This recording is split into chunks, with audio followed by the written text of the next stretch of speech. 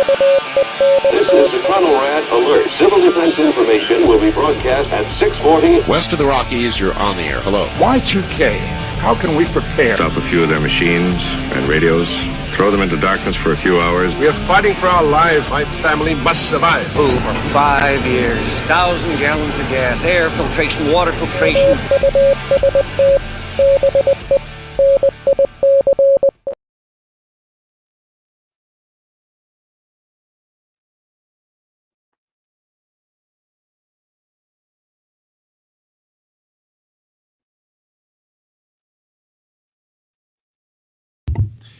Coming at you from the frozen tundra that is East Central Alberta, Canada.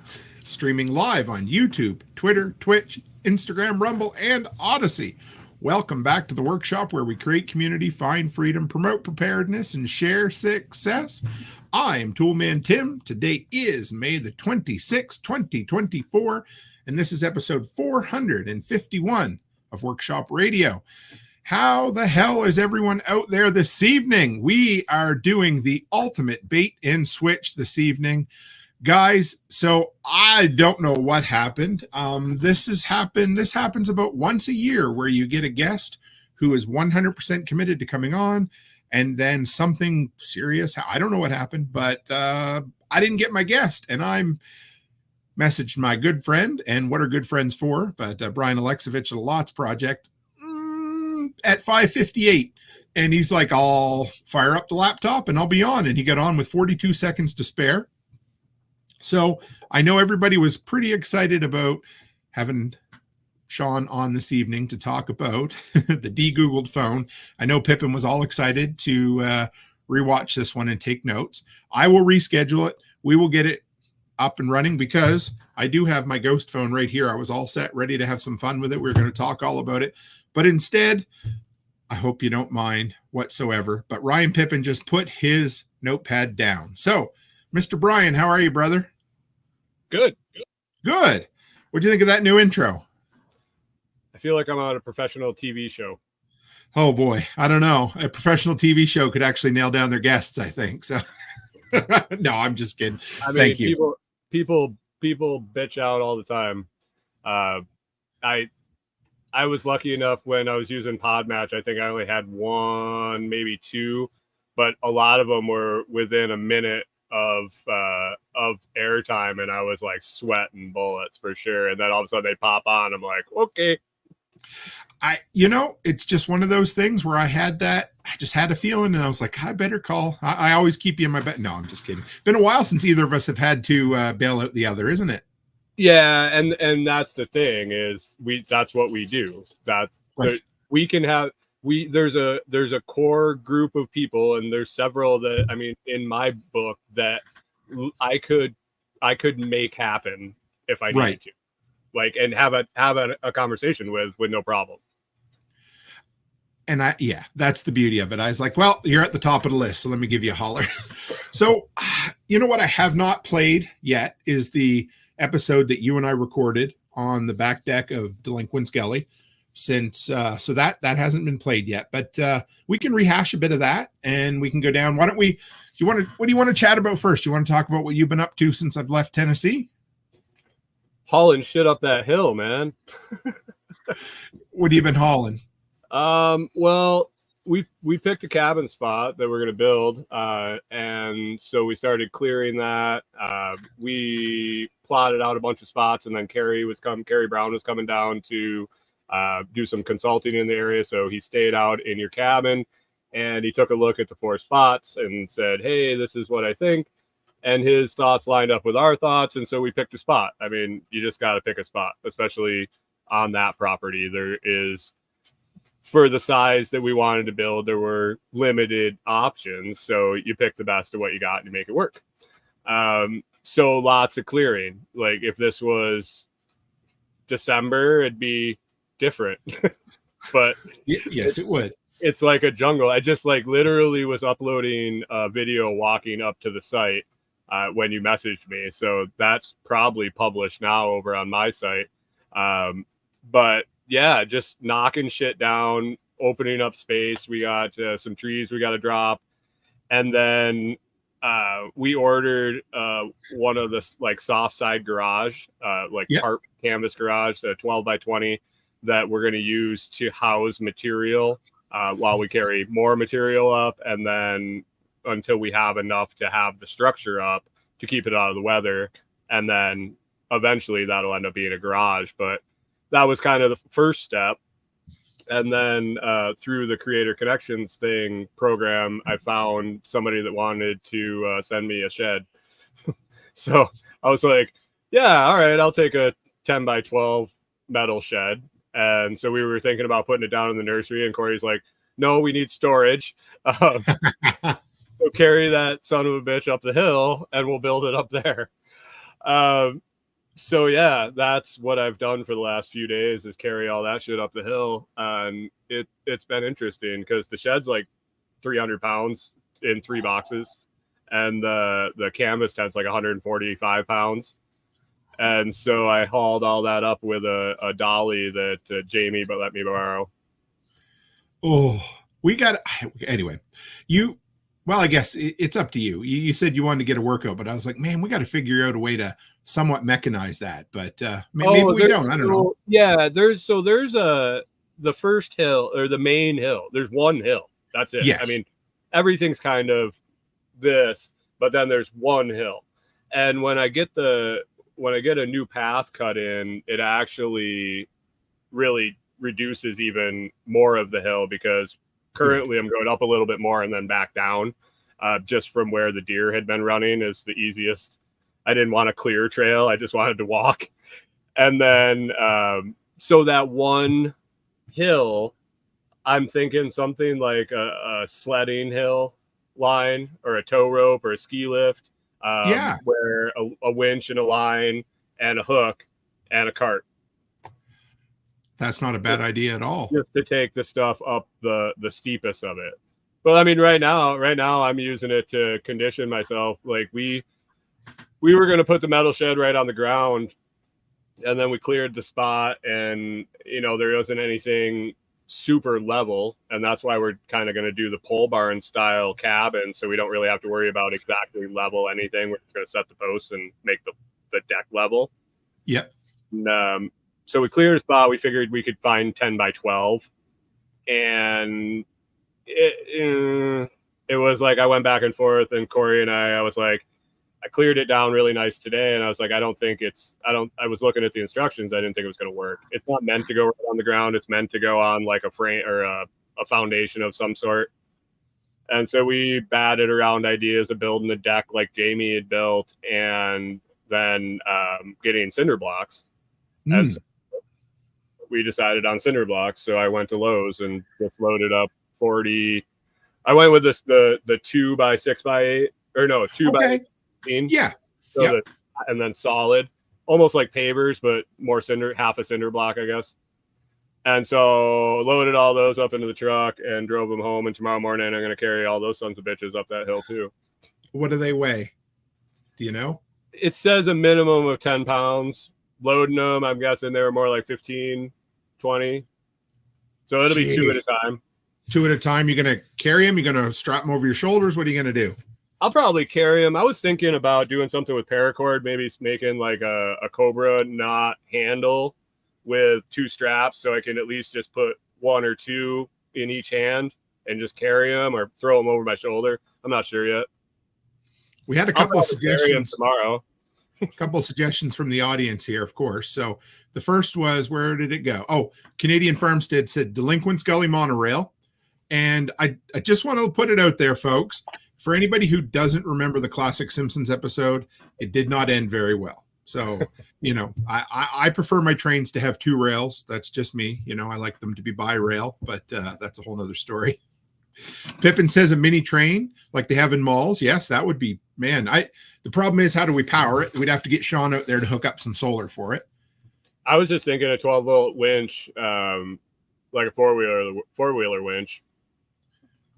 That's actually not a bad idea. If you put that solar maintainer on the battery, and I think it'll work.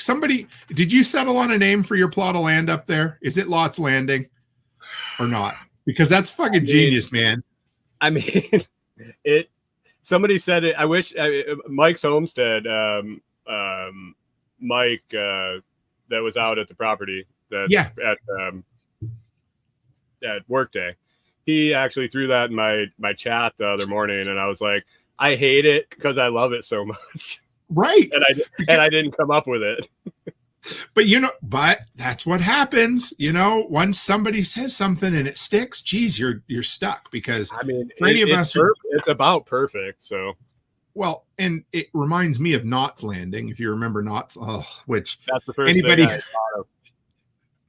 Anybody all, who's all like all the stacked meanings are the stacked meanings in the name would be, it's just, yeah. Oh, I love it. I think it's great. But if you come up with something better, whatever. But I love when names come up. I got a lot of thinking time up and down that hill, man. I'm 20% jealous. I miss the sweat of going up and down the hill. But yeah, has it gotten any hotter, or is it about the same? It's warmer. Oh, yeah. It's I mean, it was 89 today or 91 or something like that. And lots of humidity. Yeah, it's supposed to storm at a little later. Oh, well, if we lose you, it's okay too. But we I don't know. I don't think it's that soon. Okay. We picked up one of those battery fans. I was testing it out the last day or so. We were just sitting out on the deck tonight after getting a bunch of work done, and I like the battery. I like, it's something. It gives some juice off, some air off. So we'll see. I don't know. I'm going to test a couple more. It's a little square green one. Was that is it maybe one? Pretty damn close? Does it have that one? Mine had, no, it's a little different. Mine has a solar panel built into it, which is weird. This one, I love this one. I got it as a product sample, and it's fantastic. It's got a misting feature I haven't tried yet, and but it's got 4 speeds. It's got an LED light in it. It's for camping for sure. It's got a hook on the bottom. You can like hang it in the top of a tent, but it puts out some pretty decent air on the 4th setting for sure, and it'll last overnight on the 2nd setting for 2 nights without charging it. I'm going to have to check. I think we might have accidentally ordered the wrong one. I think that's what we did, because that one is definitely, yours looks a little better than the one we ended up with. So yeah, I'll send you a link on it. It's good. I'm probably going to buy more actually. So I shouldn't say buy more. I should say I'm going to buy one. Well, since I've gotten home, I've decided that one of my big things is I'm going to do 2 review videos a week minimum now, because I was only doing 1, and I've got so many products, and I needed to take my own advice, go where the money is and do the things that make you the most money. And of course, for me, that's product review videos. And you've been a bit of an inspiration on that too recently, because you mentioned a little, creator connections, right? So do you want to talk about that a little bit? Because I haven't really mentioned that at all on my show. Yeah, it's so if you're in the Amazon Associates program, so that's the entry level Amazon affiliates where you get the links you can put in your video descriptions and things like that. I think it's by invite. I think they randomly email you and say you can join Creator Connections. Do it for sure. But Creator Connections is basically where companies go and throw money at creators to promote their shit. So they offer higher commissions for certain periods of time, whether it be a month or 3 months or a year or more. They'll offer higher commissions than the normal Amazon Associates, which is usually like 2.5% to 4%, depending on the item. They're offering more like 10, 15, 20, 25, 30. I mean, I've seen 50% on some things that I would never promote, but thousands, like tens of thousands of listings.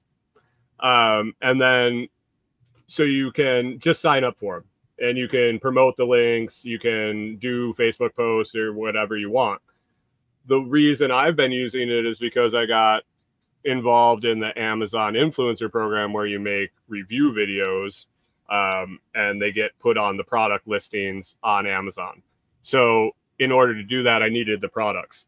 And they say, start by doing all the products you have that you bought on Amazon, then any product you have that you can find on Amazon, and do that. Well, I'm in a camper. I ran out of shit real quick. I don't have a lot of things. So I needed a source for products. And so a video I watched said, just go there and ask people if they have samples. And so there's a button that you can press to email the brand that's promoting whatever item it is. And so I find stuff that I can use, stuff that interests me, stuff that, I think would sell well, that I think is a quality product. And I just message people and say, hey, do you have any samples to send out? Because I'm not going to buy your product to promote it just randomly to find out if it's good. And I probably get a 15% response rate of, yeah, we'll send you shit. Give me your address. And so if I request, if I send 20 messages a day, I'm just constantly getting products to open, check out, review. And Amazon is really keyed in on the let's just talk about it thing. Not like a in-depth, 6-month review, something like that.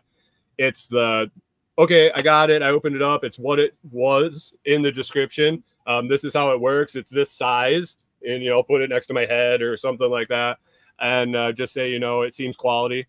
And that's what Amazon wants on the product listings. So they're looking for a video version of what 90% of Amazon reviews are, hey?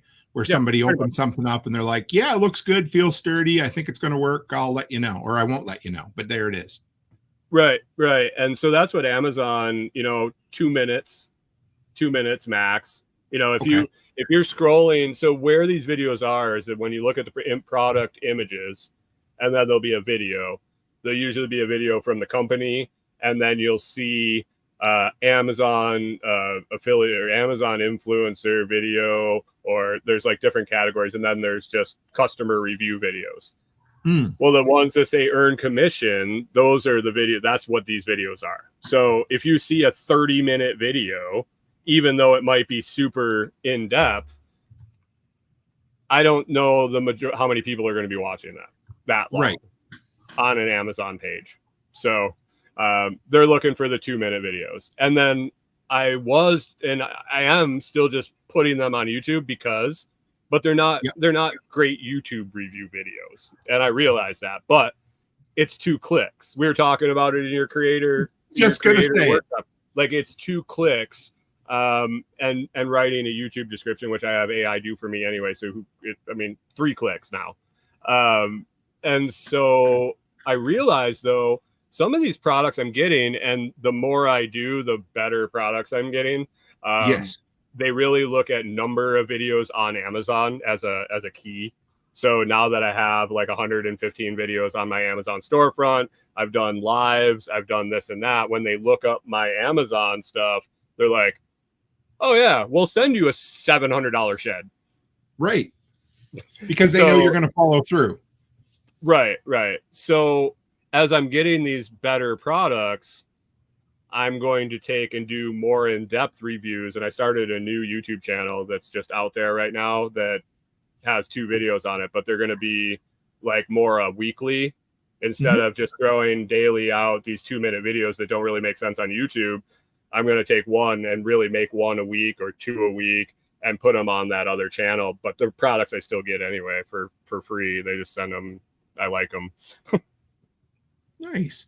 So what are some of the best products that you've received so far? Some of the cool, because I know I always love when you send me pictures. I like seeing some of the stuff, but there's one I really haven't got a chance to use a lot, and I feel bad because I should. It's really interesting. It's a biosensing headband.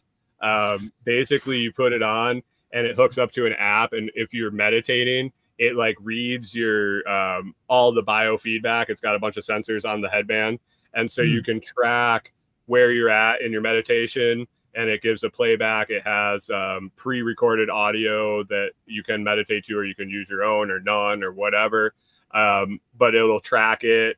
There's an app that goes along with it, a premium app and all this shit, but it's really interesting. I put it on, I checked it out, but I just haven't had the time to sit down and spend an hour a day to meditate to make it worth it. that's really cool. I wish I could spend more time. I've gotten a lot of cool camping stuff, like the fan I showed you, a couple lanterns. I got a portable refrigerator freezer, like a 12 just shown up yet? Yeah. I used it to get groceries the other day. It's pretty sweet. It's got a refrigerator freezer option, or you can take the divider out and make it one big refrigerator. But it's totally, you can control it from an app. You can control it on the thing. It's super quiet. It like unbelievable. I couldn't tell it was on. And then the temperature was going down. And I was like, well, it's on, but I can't hear it. So that was cool. They sent me a lawn chair though, or a camping chair. I really got to make sure that I'm putting it together right, like opening it right. But it's just horrible. And it's like $150. And I was like, oh. No, it's not good. So, yeah, I got radios for communications out at Delinquent Scully. I got a 3-pack from Baofeng. They sent me out a 3-pack of 2-way radios, hair clippers. Like, that's awesome. I mean, anything really. The shed was pretty cool. I got a battery powered leaf blower today. Just an off-brand like MZK. You ever heard of them? I think, is it red? Let me see. What do you got? Oh no, I don't know that one at all. I get random Amazon stuff too occasionally, but Mr. Anyway, yeah. If you what was I gonna say? Our guest just showed up. Oh, what's going on, man? Yeah, hey, hang on. We'll pop him in. You good to pop him in here? Yeah. All right. Hey, Sean. How you doing? Good. We're actually live at the moment. You good? I'm great. Okay. I got a little sidetracked, delayed with dinner at my in-laws' house, but I finally just got back at it. That's okay. This is my buddy Brian above you here, and from the Lots Project. He came on short notice just to beat some topics around and things like that, because we thought better get going and bring something to everybody. So, how you been, brother? Right on. I've been busy, man. I've been very busy, as I'm sure you have. We've been run right off our feet. Brian's been out there working on the off-grid property in Tennessee lately for me, so it's kind of nice to have somebody there, you know. Yeah, amen. Do you want to hang? Do you want to hang with us, Brian, or do you want to? Because you don't have to. Check out and go get something to eat. Okay, thanks, brother. We appreciate you. We'll see you soon. Enjoy yourself. Hey, Sean. So, guys, we're gonna pretend just like the first half hour. Well, you can take it or leave it however you want, and I'll edit it out in the audio, and we will have one hell of a time tonight. So, let's start over, guys. My guest this evening is Sean from Mark37.com. How are you, brother? I'm doing well. Thanks for having me. I apologize for the delay here. It's okay. No problem at all. We're doing good. And I was kind of excited to talk about the degoogled phone and or the ghost phone. But before we go too far into it, can you give us kind of the background to who you are? Because I know we met over cigars and bourbon at the Mountain Readiness Festival, which was a hell of a time. And we decided it was a good time to collaborate a little bit. And I know your passion is entrepreneurship in general, and now privacy in specific. But can you fill us in on kind of how you got there and where that journey brought you? Sure. So I have a very eclectic, interesting, crazy background, sort of like you, with my hands on lots of different pots. But my full-time job has really been primarily focused in and around the hosting and data center industry.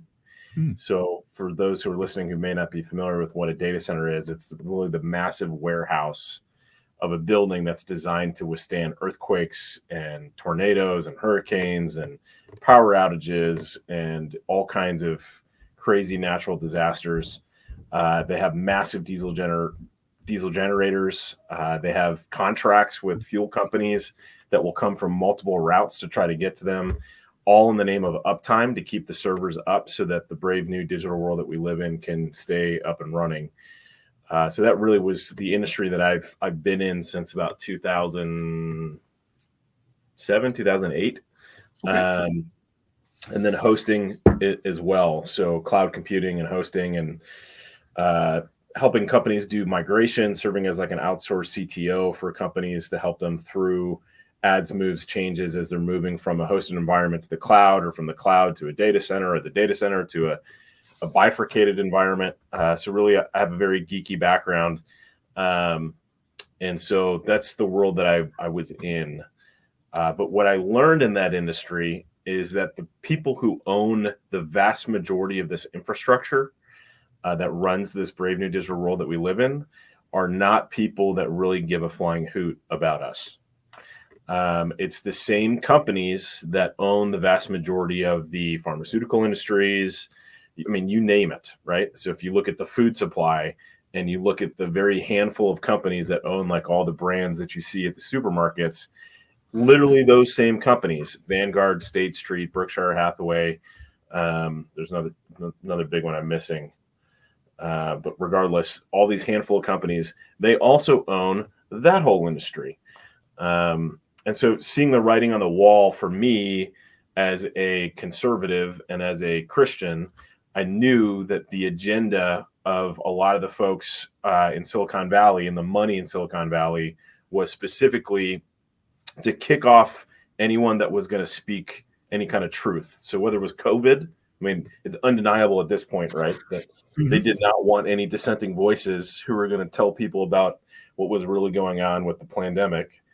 But the same goes on, whether it's 2A, Second Amendment companies were getting kicked off left and right, from GoDaddy, from MailChimp, from Salesforce, from all kinds of different, from AWS, from Google, from Azure, from all these different hosting companies. They just didn't want us to exist at all online, right?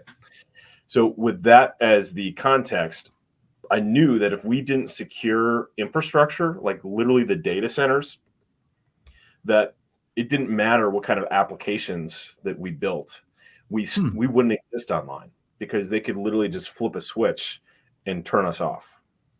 So I spent a handful of years building a handful of infrastructure companies and helping to get started a handful of companies and evangelize for data center and hosting companies that were owned by constitutional conservatives that would fight to the death to defend our First Amendment, Second Amendment, all of our amendments, our unalienable rights. So once that got up and running, the entrepreneur in me kicked in and said, okay, good. Now that that's up and running and headed in the right direction, what's the next major problem set that we need to solve for? And the reality is this is the next major problem set. And it's also the laptops and the desktops that people use, because the operating systems that run these devices are literally owned by the companies that are responsible for our current what we call surveillance economy.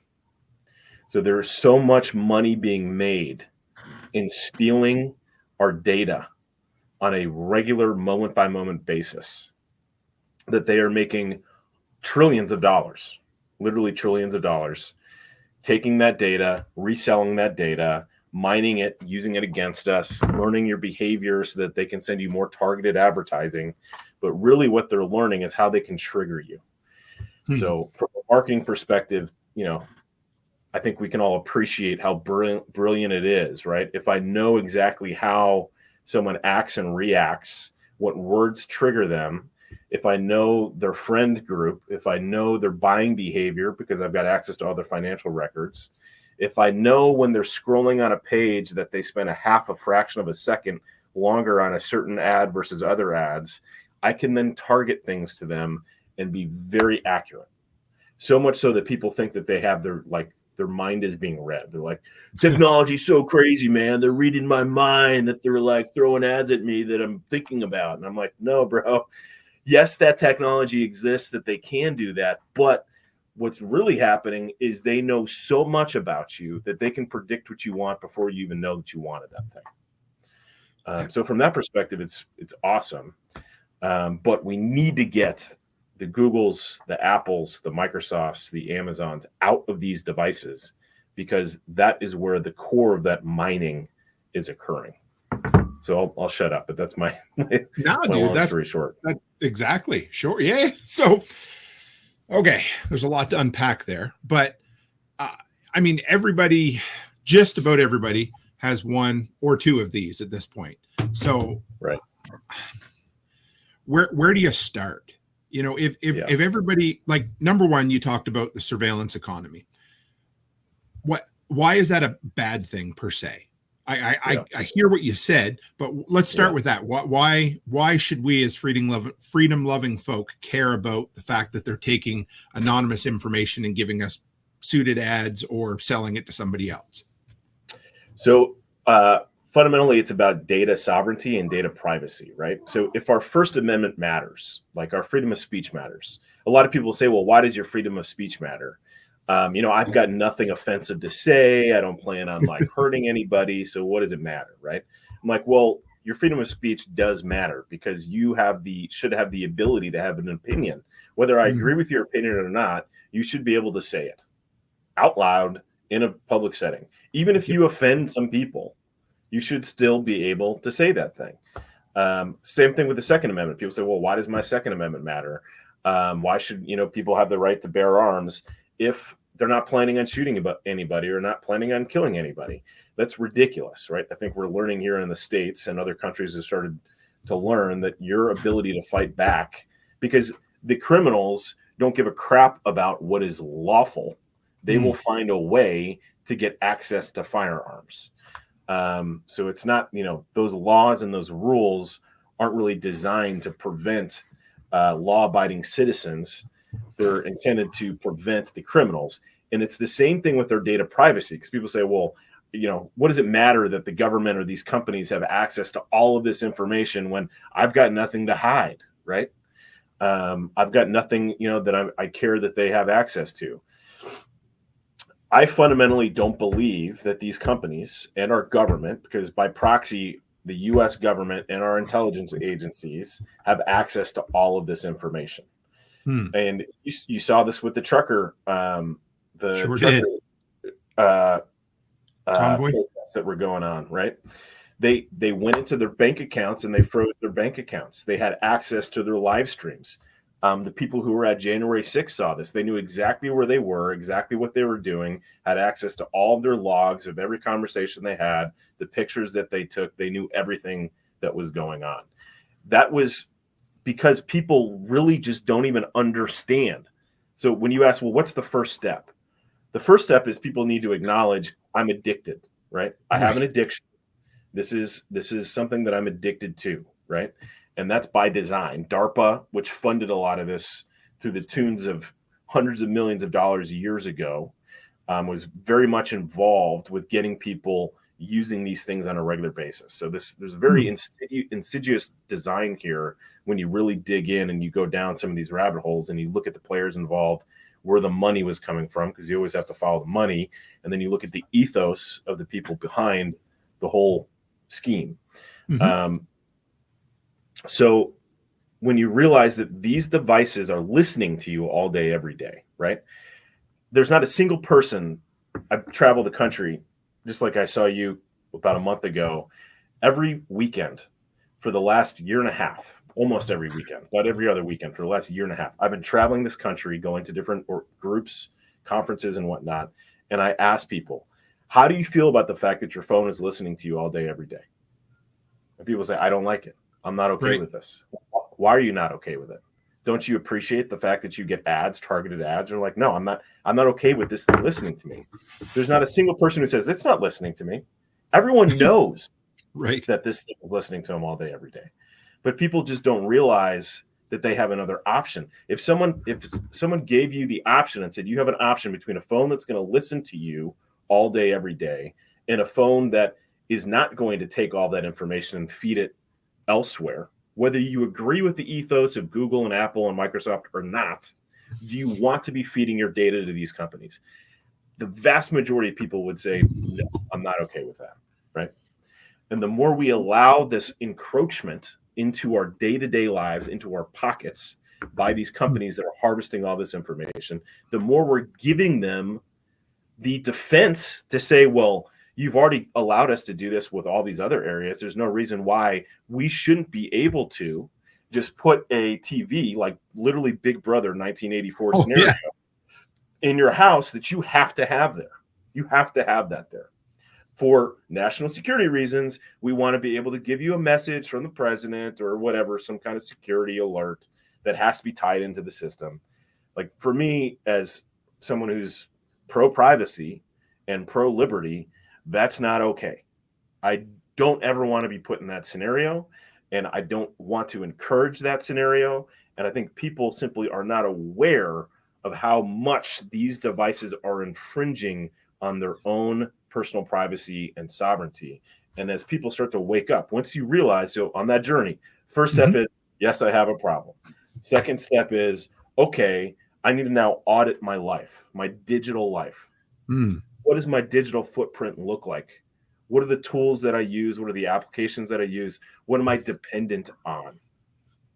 And then you can start mapping a journey, because it's a journey. It's no different, Tim, than saying, hey, I want to grow my own food. You know, you don't just buy a tool, a raised bed or some seeds, and then all of a sudden you're a gardener and you're raising your own food, right? Right. It's a journey. It's a process. You're going to learn, constantly be learning along the way. Things are constantly evolving and changing. But you have to, the very first step is, okay, I have a problem. The next step is, okay, now I need to audit my life, my digital life, and figure out how am I going to escape this matrix that I've been trapped in and completely oblivious to. Now that you're aware of all the different ways that you're being tracked and monitored and screwed at the end of the day, and having your data sold by third-party brokers that you don't even know are stealing and selling your data, making money off of you where you're not making any money off of your own data. They're making the money off of you. Once you start to realize this game, it's like going to the grocery store and you start to look at the ingredients in the food that you're eating and you're like, I now know what this stuff is, and this is poison. Once you know that it's poison, you then have to make a very conscious decision. I'm going to continue to eat the poison, or I'm going to stop eating the poison and maybe find some alternatives that are a little bit healthier than the poison that they're trying to feed me. So that same dynamic applies, in that once you realize that these devices, Google Android, iOS, Mac OS, Microsoft Windows, the Amazon Kindle devices, they are robbing you blind all day of everything about you, every action that you're taking, everywhere you're going, everything you're doing on these devices. You then have to make that choice and say, am I okay with that? Do I really care? Do I not care? But I think the vast majority of people do care. They just need to start saying, okay, I need to start this journey. But to your point, people, they don't know where to start. They don't know where to begin. So I took the first step, I guess, second step. I mean, I knew I know I'm addicted. I know that for sure. And then, I went through your audit on your website just to kind of figure out, yep, I kind of know what I'm dealing with. And, to back up a little bit, I kind of decided to take the next step, and I picked up a degoogled phone. So to me, I would think that's probably that's a big step in some ways, because you're going from something you're comfortable with to something that you're not as comfortable with, because change, they say the only people that like change is a wet baby, which I understand. But how do you start with that? Because to me, I would think, at least before I started, that it's expensive, difficult, and I can't use what I want to use. So where do you start with that? Now, we can come back after and talk about some practical tips for everyday privacy if you're not ready to make that step. But I'm really interested in this because I need to figure out how to make this work in my life. Yeah, I think one of the key concepts that there's a couple key, I would say top 3 concepts. One is that you don't have to change your phone number. You can keep your same phone number. In fact, you can take the SIM card out of your existing phone and put it into one of these new devices, and your phone number or your phone calls and your text messages will swap over to the new device. If you're really, yeah, yep. Okay. 100%. Anyway, that wasn't what I was using mine for, but that blows my mind. I didn't realize that at all. So sorry to cut you off. Yeah. So these devices are what's known as carrier agnostic. So they'll work with any carrier. You literally just take your SIM card out, push it over. The only issue comes with some iCloud users and iPhone users. You have to then go into iCloud and basically say you're not going to be using the iMessenger service anymore, because if you don't do that, it's going to continue to route your calls and your messages to your Apple devices. So there is that little caveat, but that's one simple, easy thing. But around that, you can go fully ghost with your number. You can walk into a brick and mortar, T-Mobile store, for example, pay cash, get a new phone number without giving any identifiable information, which I think is what you did. Isn't that what you did? I'm going to fill. Yeah, I'll give you a minute on what I wasn't able to get into a store. So what I did, and I'm sure it's not ideal, but I decided to go with Boost Mobile. Now, because it's really hard to be able to find a place locally where you can buy prepaid cards from a non-owned company, right? So I went in with cash to a Walmart and I bought a SIM card. I went into another Walmart and I bought some reloading cards with cash. I then logged on to the Boost Mobile site. You need an email address to sign up. I used the secure email address client that everybody uses. Can't think of the name. Yeah, Proton Mail. Thank you. So I signed up with Proton Mail. Proton Mail does not require me to give any identifying information. Then when I signed up for it, I just used a random address generator and voila, that was it. There was no identifying information whatsoever. And I may or may not have a Tennessee phone number now. Yeah. Right. So that's another way to do it. And so from a security mindset, right, people have to start wrapping their head around the reality that your digital privacy and security is not much different than your physical privacy and security, in that there's paths that you can go down, right? You can be a black belt, you can be a new belt, right? Whatever the new one, like a white belt. White belt, sure. Whatever it is. So how far down that rabbit hole do you want to go? How ghost do you really want to go? Do you need a true burner phone? What do you need, right? And based on that, someone like myself or people on our team, we can coach you through that journey, through that process, so that you're getting out of this experience what you want to get out of it. So I think that's important for people to understand. So from a SIM card perspective, if all you want to do is use a phone that doesn't have Google or Apple running in the background all the time, mining your information, that's like step one, right? That's intermediate, or that's like beginner basics. The second key concept is any application that you use today can and will work on these ghost phones. You may have to tweak some of the settings, and you may have to install something called the Sandbox Google Play Services, which is basically it allows for certain applications that require Google Play Services to work on the device. There's a safe and secure way to set that up, and we walk people through that. It's in the user manual that we push out with the phones. And there's like a gajillion tutorials online. You can literally go on YouTube and find all kinds of different people walking you through how to get this stuff set up. So you can do that. So that's the other key concept is people say, well, if I use this type of device, am I going to have to give up a certain application? The answer is no, you don't have to. But the better question is, do you need that application on your device? And moreover, what data is that application pulling from your device and sending it to their own servers that you probably don't even know about? And so you have to start reading the user policy, the user privacy policy of these companies. And when you download the app, what's really cool with this Graphene OS operating system that we use, and same thing with Linux, if you're using Linux on your laptops. With Linux and with Graphene OS, nothing happens on your device without you getting a notification. So if you download a new application on the phone and you click, yes, I agree to the terms of service, whether you click agree or not agree, when that app starts to try to get access to your phone, to your contacts, to your GPS, to whatever, you're going to get a notification on the device. It's going to say, hey, are you sure you want to give this device, this new application, access to this? Are you positive that you want to do this? So that you now know what these applications are doing, what they need or want access to. And when you do, when updates come into the operating system, you get to choose if you want to do that update or not, which we highly recommend people do it.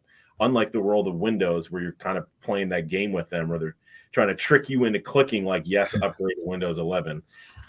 You want to do these upgrades, but you're still going to be notified. So you get choose if you want to go through that or not. So that's the other key thing that people have to wrap their head around and kind of relearn privacy and security, because the vast majority of bloatware and spyware and like crapware that gets installed on people's devices literally won't run on these devices, because you have to approve the installation of any new anything on the device. It doesn't just run in the background. So that's another key piece. So SIM card, just swap the SIM card. Any application can run on the device. And what was the third one that I was going to dig into that we get all the time? The last key concept is, because this is an open source operating system, there are literally at this point millions of people that use these devices and can see the code that's running on the devices. So people say, well, open source versus closed source, like, I don't really understand. Is open source good? Is open source bad? Like, I don't really get, why is open source good or bad? The way to wrap your head around this, open source simply means that you have access to the code. It's like having the blueprints to your house. I know where the plumbing is. I know where the electrical is. I know where every wall is, every door is. I can see the full schematics of the whole house. And if someone comes to me and says, hey, Sean, on your second floor, there's a window that's open, or there's an easy access point on that second floor into your home, you should fix that. I can then fix that, send out an update, show the community and show them exactly how I fixed that thing. And the community can come back to me and say, great fix, that did the job. Or the community can come back to me and say, that didn't do the fix. We're still able to break through and get through that door. And in the process, I can say, or if it was a great fix, I can say, you know what, I should probably do that fix to all the other doors. And the whole community can see if I did that or not. In the world of Windows, in the world of the vast majority of big tech companies, everything is closed source. So you have no idea what they're really doing in the background of these devices. You have no clue what they're doing. And when we come to them, when the community comes to them and says, hey, there's a hack or there's a exploit in the system, you should fix that. Microsoft will simply say, trust us. Thank you. We got this. We'll take care of the next update. And you really have no idea whether they took care of it or not. Now, there's a specific reason, one of the big reasons why these big tech companies operate in this capacity is because if they literally pushed out to the world what their hard code looked like, the real code running their system, we would be able to look at it and say, why are all these back doors in these systems that are getting access to not only other advertising agencies and brokers, but our own 3-letter agencies, FBI, NSA, CIA, you name it, right? That exists for national security reasons. These big operating systems for these big tech companies literally have deals with our government such that they have to provide backdoor access. Now, you can look at it from two different viewpoints. Prior to 9/11, people would have said, that's horrible. You shouldn't do that. Post 9/11, most people were like, oh, well, we need to do that for national security reasons. And now people have started waking up to the reality, well, that was a really bad idea, because not only is our own government and intel agencies using that information to fight the terrorists, but they're also using it now to fight us, who, by me simply having this flag here, right, I'm a terrorist. By me having my Betsy Ross flag out front, I'm a terrorist. By me being a traditional Catholic, I'm a terrorist, right? Check me off on like so many different levels. I'm a terrorist, right? So they can now say, we want access to as much of this guy's information as possible. And, he checks the boxes. So we'll go through the FISA process, or we won't, which if you look at what's going on in the United States and in Congress, where our FBI has admitted they've done tens of thousands of FISA, hundreds of thousands of FISA requests, where they just blew through the process and didn't even follow it to get warrants on everyday Joe citizens. Sorry, I'm going on a rant, and I totally No, it's all right, dude. So, okay. So say in my instance for right now, I've been running 2. Of course, this is the ghost phone here, and it doesn't come on very often. And of course, I'm in another country at the moment, so that's a whole nother ball game. So is that is that an intermediate way for folks to kind of get used to things? What do you think 100%. about that? Yeah. So I'm glad you asked that question. That is a great question. What we highly recommend, there's 100% success rate with people who do exactly what you're doing. They get the device, they set it up first. So they go into the settings, they tweak the settings so that it does what they want it to do. They make sure that the applications that are on it are the ones that they need. If you've done the audit process where you go through your digital life and you say, okay, here's the applications I'm dependent on. Do I even have the username and passwords for those things? Which, not surprisingly, the vast majority of people don't. It just opens for me. I'm like, well, great. What happens if it doesn't? What do you do? Well, I don't know what I would do. I don't even know what my password is. I did it so long ago. So once you get the new device set up with everything that you want to set up, because these things are really just mini computers. Mm-hmm. If you give this thing access to the internet via Wi-Fi, or you can even do a hardline Ethernet line into the phone itself. They have adapters for that. You just set it up. You can set up all your apps, get everything working the way you want it to. The last step is taking that SIM card out and putting it into the phone. If you're moving from your primary line and moving your primary line over to the new device. But getting it set up first is key. Understanding how it works is key. Those who get the device and they're like, oh, great, I now have a new phone. They take the SIM card out, they move it over, and then they're like, I don't know how to do this. I don't know how to do that. I'm like, well, we sent you like a mountain of training and videos and articles that would help get you learning how to do this thing and how to use this device, which is really not that complicated, especially if you're coming from a Google Android world. It should be very familiar to you. Those people tend to struggle. They get frustrated. Then they get swapping back to their old phone. And then they end up going back and forth and back and forth. But if you just spend the time to learn the device first before you make it your primary, your life is going to be a heck of a lot easier. So let's start with, if I'm already an Android user, which I'm not, unfortunately, but if you're already an Android user, what differences are you going to see going to actually, maybe we should define a ghost phone first, because we've used that term in a degoogled phone. Let's define that, and then let's talk about the differences between. Sorry, I was just talking to my daughter. That's okay. You're good. No worries. So another great question. So there's, for people who know what Linux is, right? So Linux is an open source operating system. It's been around for almost 30 plus years for laptops and desktops and enterprise servers. As a tangent, like 75 to 80% of enterprise servers that run big companies are all running Linux.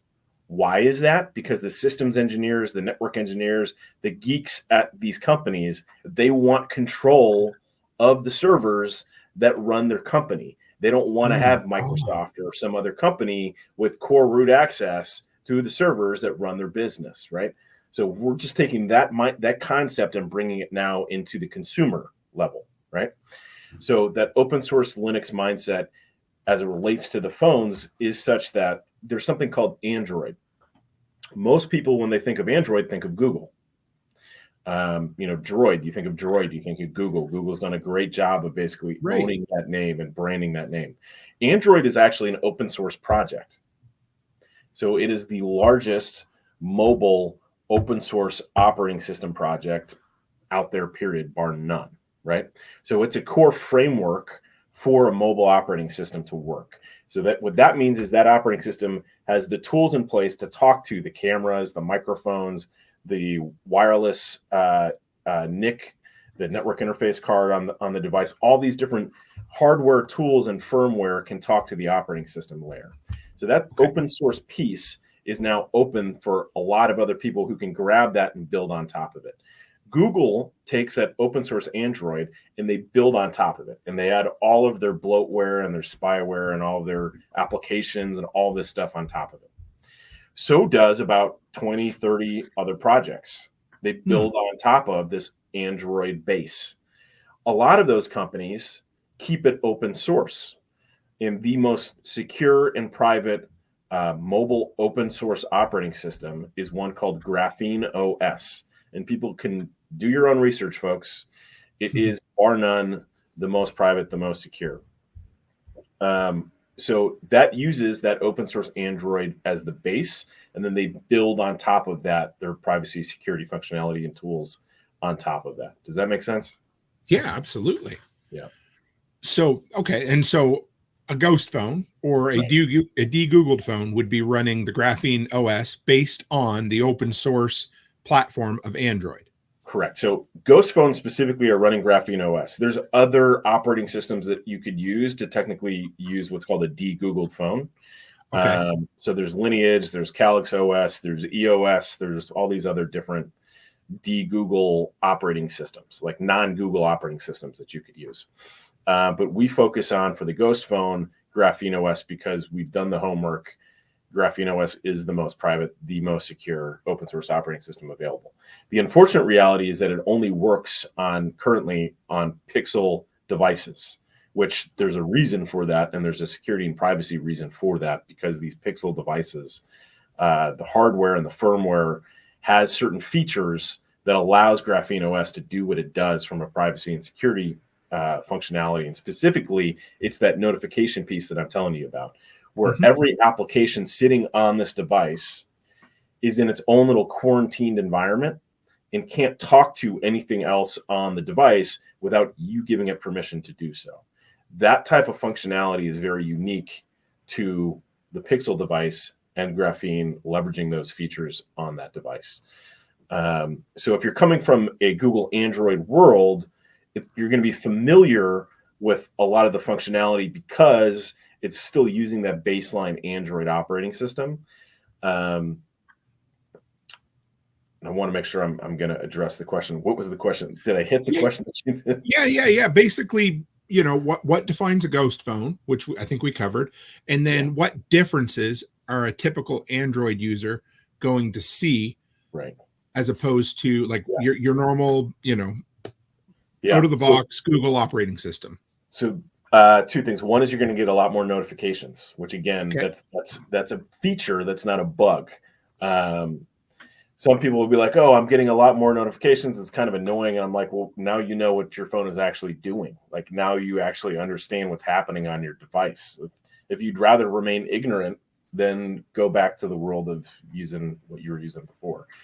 Literally, we've had nobody switch back because they got, so frustrated. Because once you set a setting, that's the other cool thing.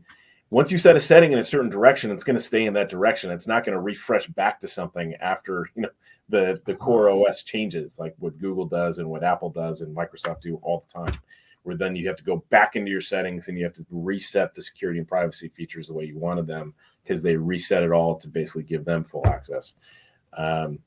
So that's one of the key things. The other thing is from a application, you can download any application you want, and there's really cool app stores that exist that will actually obfuscate and basically anonymize you using even something like Google Play Store.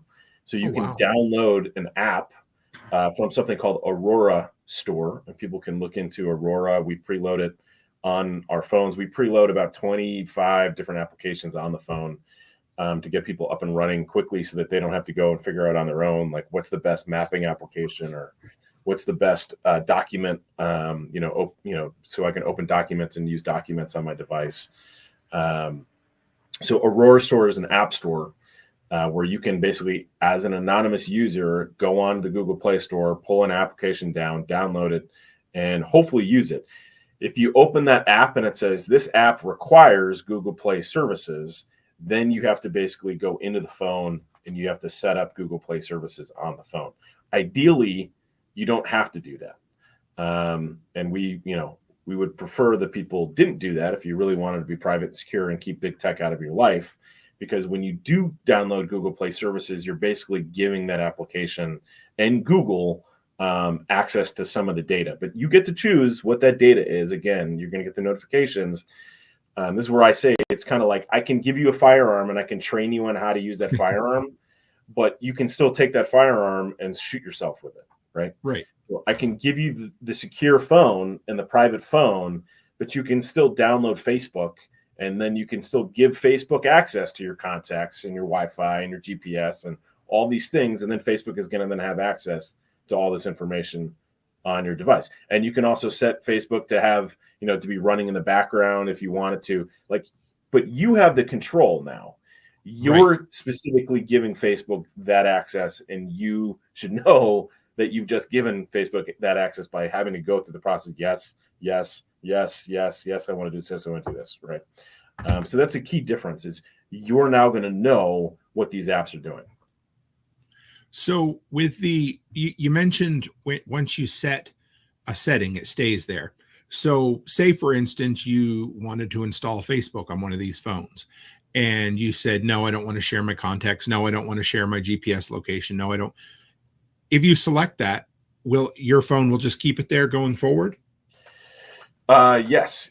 I mean, your phone will keep the app, and your phone will keep those settings. Facebook may continue to ping you, just like it will and say, hey, are you sure you don't want it? Like if you're on the website, are you sure you don't want to download the app for this? Your experience will be so much better if you download the app, which they're really saying is we'll be able to harvest so much more information off of your device if you download the app. Please download the app. It'll so convenient. Your experience is going to be so much more convenient if you download this app. But they're really just saying, please download this app so we can sell more of your information and get access to more of your data. You mentioned, I don't know if it was when we were talking in person or through an email, but you talked about adding, and something I've done a few times for my wife in the past, but adding a shortcut to your home screen to the website as opposed to downloading an app. Why would you do that, and why is that a better option? Yes, if you're using a secure browser like Brave, for example, there's a bunch of decent ones out there. Firefox is another good one. But if you're using a good browser, your browser is your gateway to the internet, right? Mm-hmm. So whatever website you're at has to clear all that traffic through the browser, and then that browser to whatever screen or device you're using that browser with. So really that browser serves as a firewall. You can view it as a firewall between your device and what it is that you're seeing and doing. So if you go to Facebook, for example, you can still do a lot. You can't do everything on Facebook. If you're like a power user on Facebook, like I know you are, Tim, you can't do a lot of things just through the web interface if you're on the phone.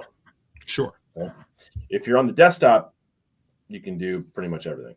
But if you're on the phone, there's certain features and functionality that you won't be able to do if you had the app versus not having the app. But for most websites, if you don't install that app, which you don't have to do, you can just set that application or that website as a bookmark on your home screen. So I'll show you on mine, for example. You'll see this one that says Suku. I don't know if you can see it. And there's a little Brave icon right there, little gecko or something. Yep. So if I click on that, that goes straight. It's a crypto company.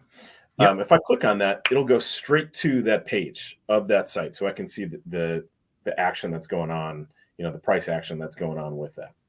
I've got that for weather. I've got that for the cost of silver and gold. I've got that for all kinds of different things, right? That makes it so that I can get quick access to that information without having to download the app onto my device. So the first thing you have to ask yourself is, do I need to have an app for this? Can I just access it through my browser? And if I can, you literally just open up the browser, and you, through tapping three things on the browser, go into settings, you go down to add to home screen, you change the name of whatever you want to call that icon to be, you click OK, that website will show up as an icon on your home screen, so you can quickly go to that from your phone without needing the application. And it works. I mean, it's almost as quicker than downloading the app. And I've done it. I do it for a lot of things, especially I've done it in the past for programs that don't have an app. And but I love that. Yeah. So or what banking. About banking is a big one. Everyone asks about banking. Well, I need to use my app for banking. I'm like, well, do you take pictures of checks and send checks, deposit checks electronically through your phone? If people say no, then you literally do not need to have the app from your bank running on your phone. You can go to the bank through the website, and you can log in through the website, and you can do everything that you need to do through their website. You don't need the app downloaded on your phone. Banking apps, in fact, are some of the most egregious with the amount of data and information that they pull off of your devices, especially if you're using one of the big national global banks like Bank of America or Wells Fargo, or any of these big major banks. They're horribly egregious. Yes, they have a lot of good privacy and security tools and settings, but they are mining so much of your information and data. If you knew, you would promise you would not be okay with it. I want to ask you a loaded question. Can a person get a ghost phone that is under the iPhone banner?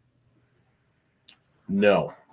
Like an iPhone that is not running iOS, right? Right. So unfortunately, the way Apple has designed their iPhones, they are unappleable. Right, which makes sense. You cannot run a de-appled iPhone. You can, however, run a de-appled MacBook Really? or iMac. Okay. So you can install Linux on MacBooks. In fact, we do it all the time for customers. So, because this is the trail that our family has ended up on Apple. 12 years ago, when we were first starting to think to move to Alberta, we lived in a place where we really didn't have good cell service. I knew I was going out west. I needed a phone.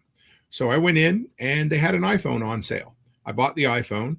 And then, of course, my family needed a new phone, my wife and then kids. So we just went with an iPhone because what happened was they have that integrated iMessage and we loved it. And also FaceTime. Anyway, so 12 years later, we've probably bought and exchanged 25 iPhones simply because that happened to be the first one that I got stuck with and it was hard for me to get out. So do you have any tips for people getting out of the Apple ecosystem, and is it doable?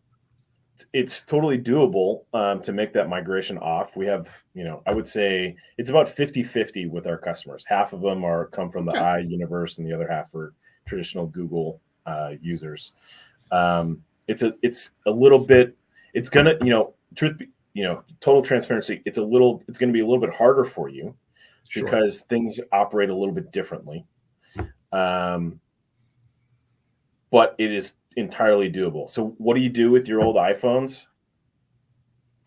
They make for great target practice. I can tell you that.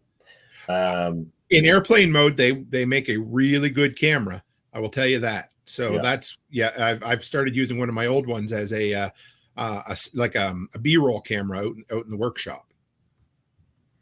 Yeah. I mean, you can definitely do certain things like that. I would rather use it for target practice. And that's good to know. I appreciate that. And get a real camera. Remember when I sure do. Get a real camera that serves the camera function. I want to pick your brain on a few other security things as we go along here, and then toward the end we'll kind of come back into the ghost phone a little bit, if that's okay. Sure. Because I was watching. You had a video up on your website that talked about, it kind of followed up from the audit of your different programs and things. And you mentioned things like appliances, gaming systems, security systems. I think there might've been something else. What can you, your car, right? What can you do about that? Is it something to be worried about? Or that kind of thing? Yeah, I mean, the unfortunate reality is that most smart TVs have cameras and microphones on them, whether you know it or not. They do. Most people know it because they talk to their TV, and they, can change the channel just by talking to their TV or whatever. That being the case, if you have a smart TV in your bedroom, guess what? Some nefarious hacker asshole probably can tap into and see what's going on in your bedroom. Dude. Yeah, pretty gnarly. It's like a right? Black Mirror episode. Yeah, it is a Black Mirror episode, actually. It's real life, Tim. It's not an episode of this. It's real life happening today, right? No one has to sneak in and hide a camera in your room. They just hack into the smart TV that you already have there. That's totally doable. I can, I'll send you the link to the video of someone literally doing that. It's crazy. So that's for reals. You need to get these things out of your home and out of your house, or at very least learn and figure out where the camera is. And people say, well, how do I know that, Sean? Well, there's literally thousands of types of TVs that are out there right now. You're going to have to go online and search and find. make, model of the TV, where is the camera on this TV? And it will tell you where it is, and you can put like a piece of black tape over it or whatever over that part of it. As it relates to the camera, you can pull, or the microphone, you can pull the back off of these TVs, and you can pull out that little piece of hardware. The vast majority of people are not going to do that. Right. They're going to be afraid they're going to break their TV. They probably will end up breaking the TV in the process. But guess what? There are things, called monitors. Remember these things that used to exist? Yeah. You could use a monitor. Most people don't even watch cable anymore. They just watch stuff through the internet anyway. So if that's what you're doing, what do you need a smart TV for? You don't. All you need is a monitor, a big monitor that you can then use as a TV and have that connect to your home server or your laptop or via an HDMI cable or whatever, so that you can watch whatever it is that you want to watch in your house. Is it easy to install? Is it super simple? No, it's not. There are certain things that you're going to have to figure out if you don't already have it in your house. You want to hardwire everything in your home. You may need to swap out devices. The unfortunate reality is that corporate America and big tech has been so brilliantly good at convincing people that they need the most convenient, mindless thing possible, which has gotten us into a state of being where we're completely oblivious to all of the ways we are being exploited in our own homes, right? And again, it's no different than food supply. We've been completely hoodwinked into thinking that certain things that are healthy for us, they're really not healthy for us. Sure. And people just haven't asked the question, well, what's in my food? What am I eating? People aren't asking these questions. Well, what's in these tools? What's in these devices? What's in this technology that everything integrates so easy. I just install it. I log into my account, and then it integrates with everything. I don't even have to worry about it. It just works, right? I think that's been to our detriment from a privacy and security perspective. Is there anyone out there, or is there a resource out there that has lists of dumb TVs or safe TVs or safe hardware at all yet? Or do you know of anybody doing that work? Question. I don't have that link, but I will find one and I will send it to you so you can share it with your audience. Absolutely. Sure. I just thought of it as we were. So here's a question then. I'm going to throw this one out here because this is something I'm thinking right now. So I'm down in my office, and if I look up, I can see my hardwired cameras. I've got 4 of them. 5 actually, that are plugged into a local DVR, which is fine. And I can run them completely without the internet, which I like. The problem is I wanted the convenience of being able to see the feed over the internet on my phone, which is fine. But so I have an app on my iPhone, and it's one of those sketchy Chinese apps like all those Amazon pieces of hardware are. Can I ghost phone? And will it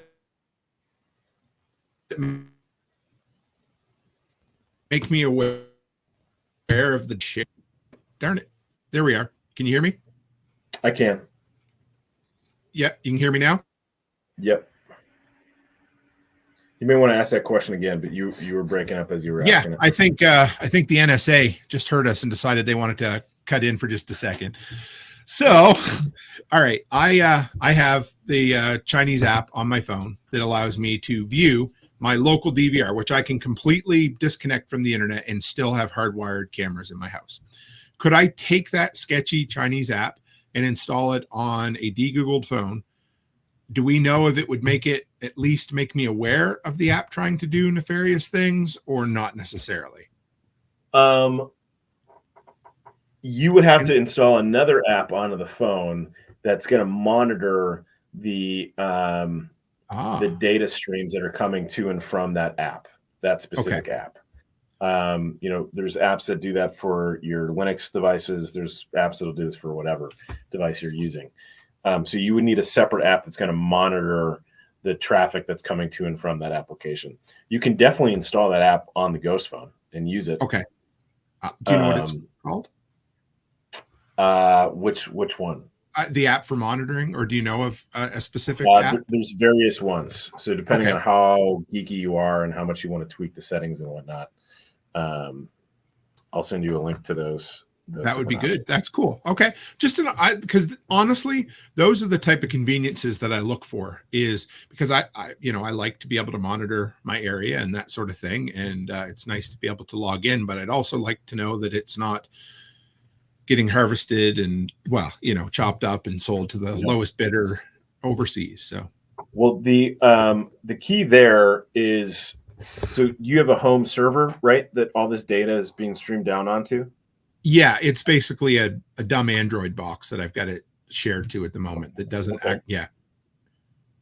So then the key is going to be the security settings that you have between that box and those different devices and your device that you're using to access it.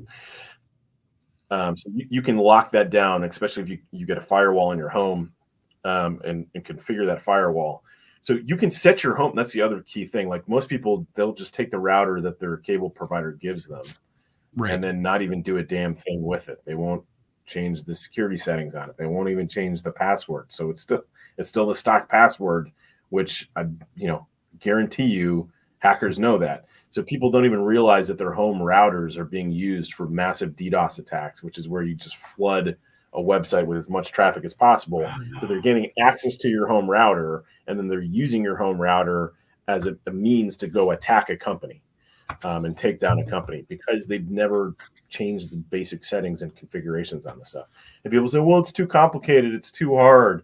I don't know how to do it. From honest to God, for me, I've become pretty kind of an asshole dealing with this. Because I'm like, this is like someone coming to me and saying, hey, I want to learn how to use a gun, but I'm afraid of guns. I really don't want to have to touch the gun. I don't want to have to learn how to load the gun. I don't like guns. I don't like seeing people holding guns, but I want to carry one with me all day, every day, just in case I need to use it. Right. I would say you shouldn't use a gun. That's not a good idea, because you're going to hurt yourself and you're going to hurt the people around you.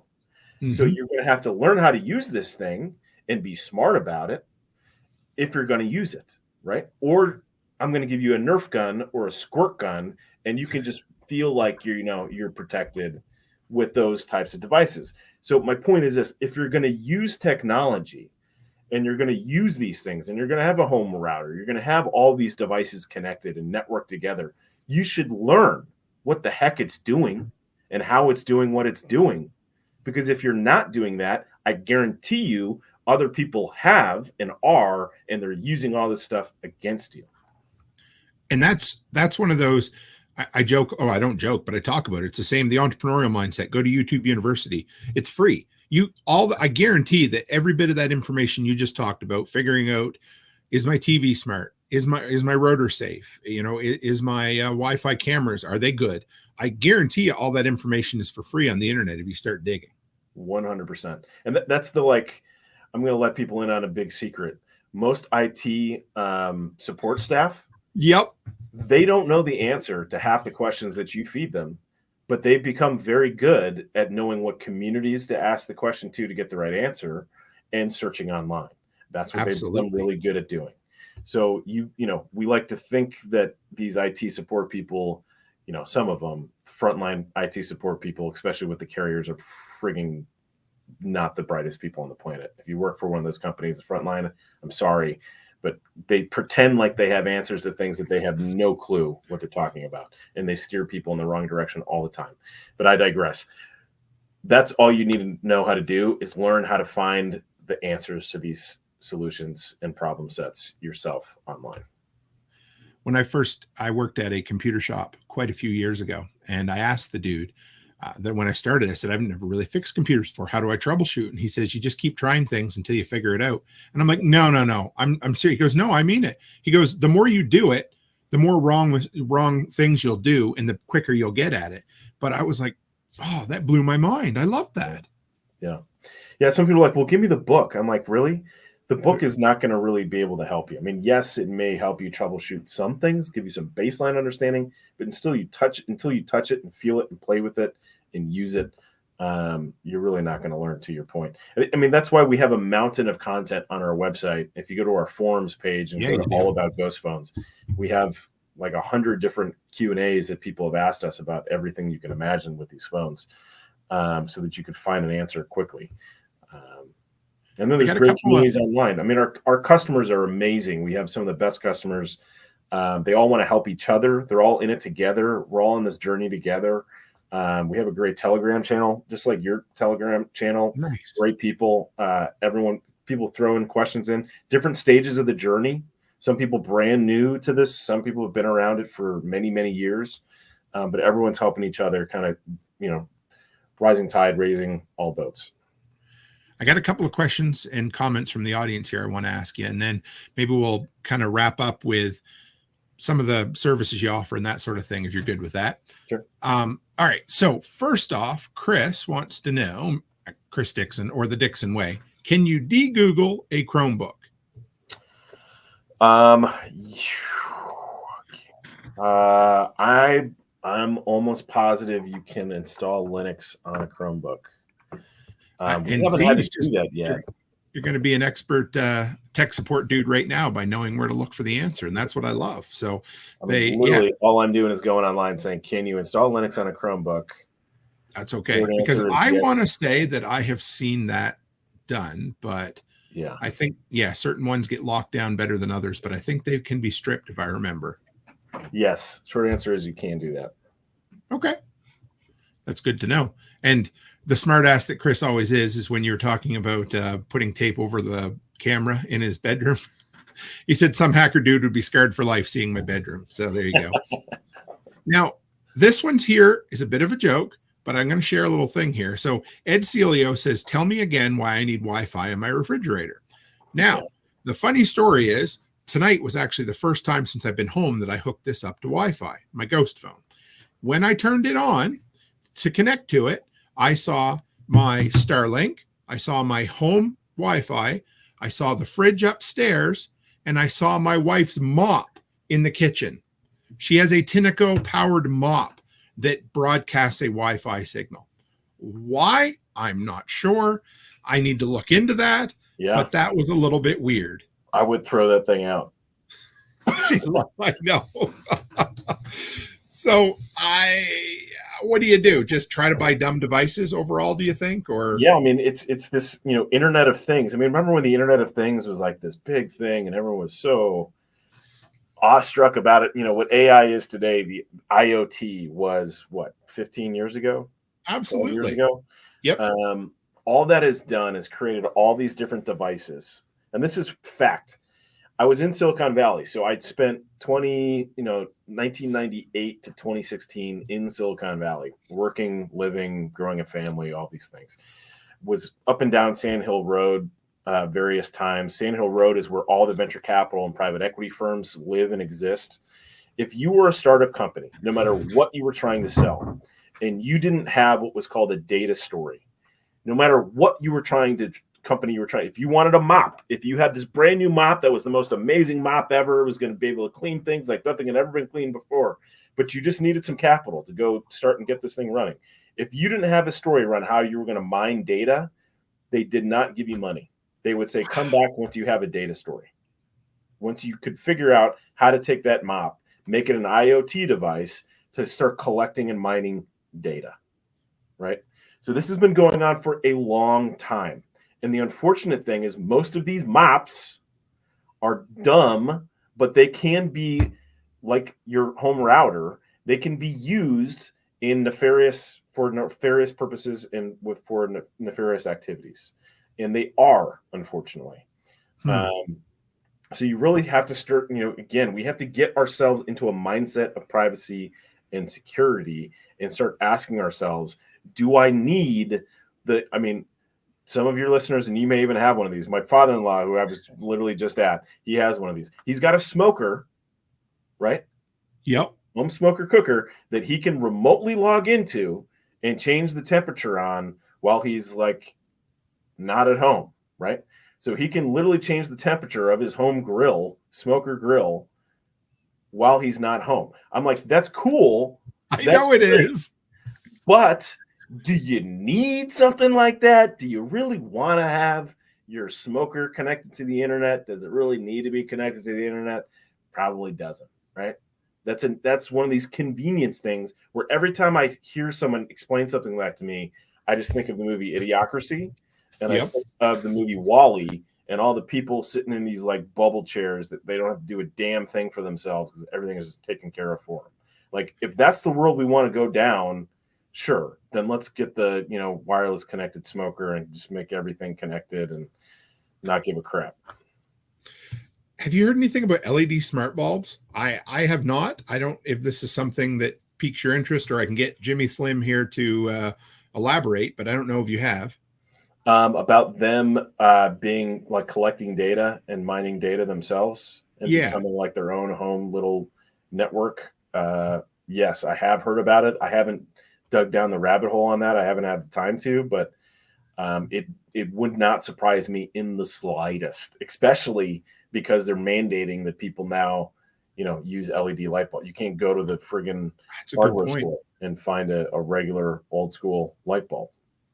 They were banned up here ages ago, and then it took a while for them to be like, oh shit, there are some needs for light bulbs that actually create heat, and they didn't really smarten up, but they relaxed it ever so slightly. They take away the whole loaf of bread, and then they throw you back a crumb, and they tell you, hey, you should be thankful, buddy.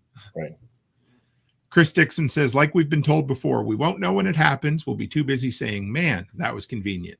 Yeah. That seems like the modern version of Big Brother, doesn't it? 100%, man. This is where, and I know you subscribe to this. Like, I'm a big believer that we need to get comfortable being uncomfortable. Absolutely. We have to start putting ourselves into situations where we force ourselves to try to learn hard things and relearn hard things. And, I'm dead serious. If you're the type of person that says, well, I'm a tech neophyte, I'm an idiot when it comes to technology, I don't know how to do any of this stuff, I'm afraid of tech. Either you change your mindset or literally get rid of all the technology that you're using, because you are more of a threat to yourself and your family and your friends and the people around you by having that mindset and by using these things without knowing what they're actually being used for, right? People really have to understand this. And it's, unfortunately, per that comment, it may come too late for some people. Absolutely. Right? This is why I literally left a very great job, paid a lot of money, and I was doing really well for myself because, for me, in my testimony, God spoke to me and said, this is what you need to go focus on. I gave you all of these world experiences and I have all these connections so that you could go in this direction and start preaching and speaking to people about why they need to become more educated and aware of these things. And I'm telling you, I'm not doing this for the money, because there's very few people on the planet right now who are willing to do the hard thing and make this switch happen. They're just so stuck in this convenience mindset. So we keep trying every which way we can to try to get people out of this. Yeah. I put my money where my mouth was. I didn't come to you and say, Sean, hey, I'm an influencer, give me a phone. I wouldn't have done that anyway. That would have been a dick move, but I'm just saying. So I spent, I was close to $500, I think, or whatever it was on this guy, which was cool. I was worth every penny for me. So let's kind of talk about, so if somebody wants to come to you, what's the onboarding process? How can they get a little bit from you for free? And then how can they start throwing money at you if they're like, holy shit, I really need to support this dude or whatever, go into what you do exactly.